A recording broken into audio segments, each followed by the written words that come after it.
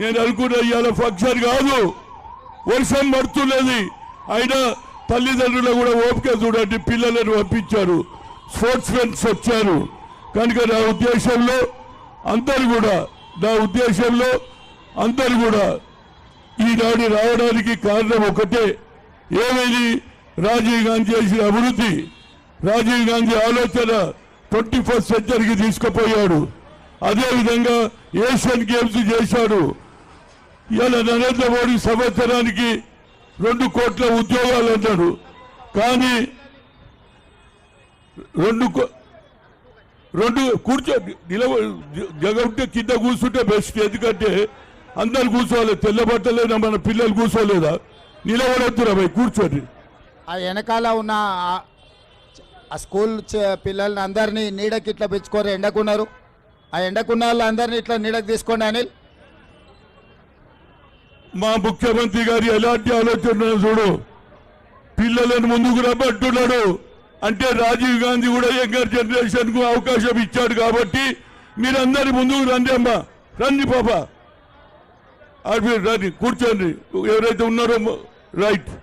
అంటే నా ఉద్దేశంలో రాజీవ్ గాంధీ చేసిన అభివృద్ధి, నేను అనుకుంటా బహుశా ఇందిరాగాంధీ భూ సంస్కరణ అమలు చేసిన, రాజీవ్ గాంధీ యంగర్ జనరేషన్కు అవకాశాలు ఇచ్చిన, అదేవిధంగా సాఫ్ట్వేర్ హార్డ్వేర్ రావడానికి టెలికామ్ను ఇంప్రూవ్ చేసిన, పెట్టడం పెట్టి దాంతో కూర్చొని పెట్టి బయట జావు, ఏం పర్వాలేదు. అచ్చా రైట్, కుర్చీలో పడుతుంది. ఏదైనా మీ పిల్లలందరికీ తెలియాలి, మా ముఖ్యమంత్రి ఎంత హుషారున్నాడు చూసినా, మీ అందరితోటి కలవాలి, మీరు ప్రేమ చేయాలి, మీరు బాగా చదువుకోవాలి, డాక్టర్లు కావాలి, ఇంజనీర్లు కావాలి, అదేవిధంగా శాసనసభ్యులు కూడా కావాలి, ఎమ్మెల్యేలు కావాలనే ఆలోచన ఉన్నారు. ఏదైనా లాస్ట్ ఇయర్ అది ఇయ్యమ్మా పాప, ముఖ్యమంత్రి గారికి ఒక వినతి ఇస్తున్నా. ఎందుకంటే international badminton player Thomas Cup 2022లో గత 30 ఏళ్ల నుంచి ఎప్పుడు గెలవలే విష్ణువర్ధన్ గౌడ్ అనే అబ్బాయి గెలిచాడు. రాష్ట్ర ప్రభుత్వం పిలిచింది, లెటర్ ఇచ్చింది, ఆ తర్వాత ఇంకొక పైసా ఇవ్వాలి. ముఖ్యమంత్రి గారు న్యాయం కాదు, ఇది తప్పనిసరిగా చూస్తారు. అదేవిధంగా లాస్ట్ ఇయర్ మన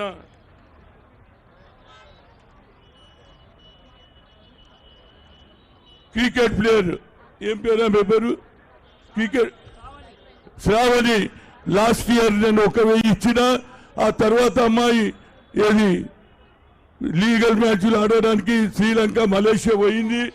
ఇప్పుడు ఆ 11 ఎందుకంటే సంవత్సరానికి ఏది 1000 నెలకు 1000 ఇస్తా, ఒక బాయ్కు ఒక గర్ల్కు. ఎందుకంటే రాజీవ్ గాంధీ ఏషియన్ గేమ్ చేశాడు కాబట్టి ఆమెకి ఇస్తా. ఇప్పుడు గత 11 నెలల నుంచి నేను చూస్తున్నా, అమ్మాయి రమ్మంటే ఎప్పటికీ ప్రాక్టీస్ పోతుంది, ఇప్పుడు కర్ణాటక ఒకసారి బాంబే పోతుంది. కాబట్టి ఇవాళ ఆ అమ్మాయికి 11,000 ముఖ్యమంత్రితో ఇప్పిస్తా. అదేవిధంగా లాస్ట్లో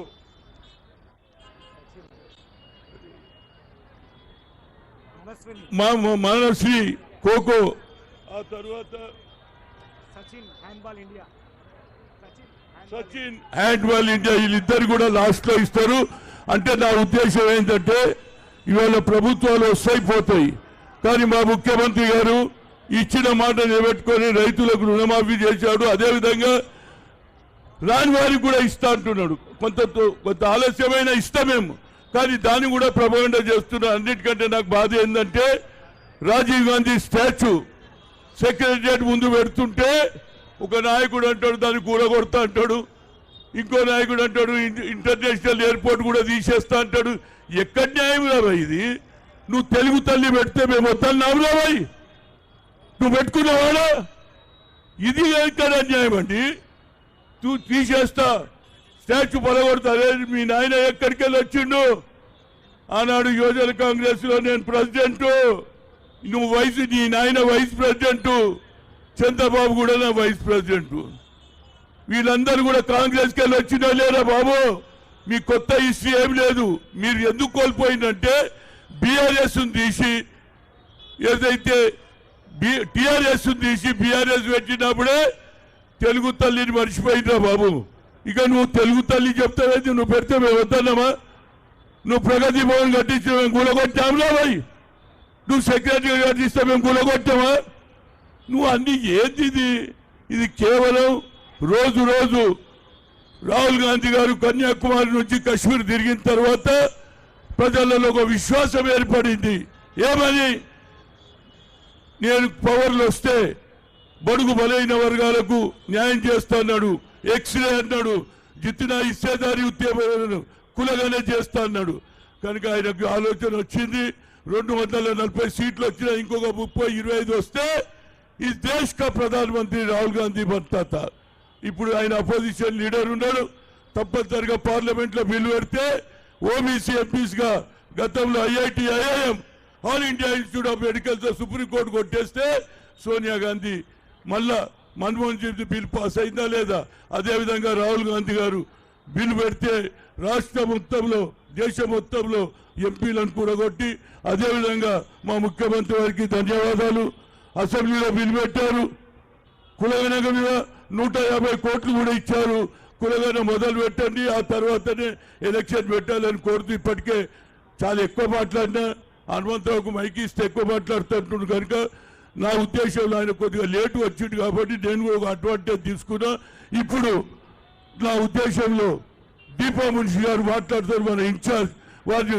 मैं हमारे बहन से रिक्वेस्ट कर रहा हूँ, वो आप आके राजीव गांधी के बारे में कुछ बोलना चाहिए।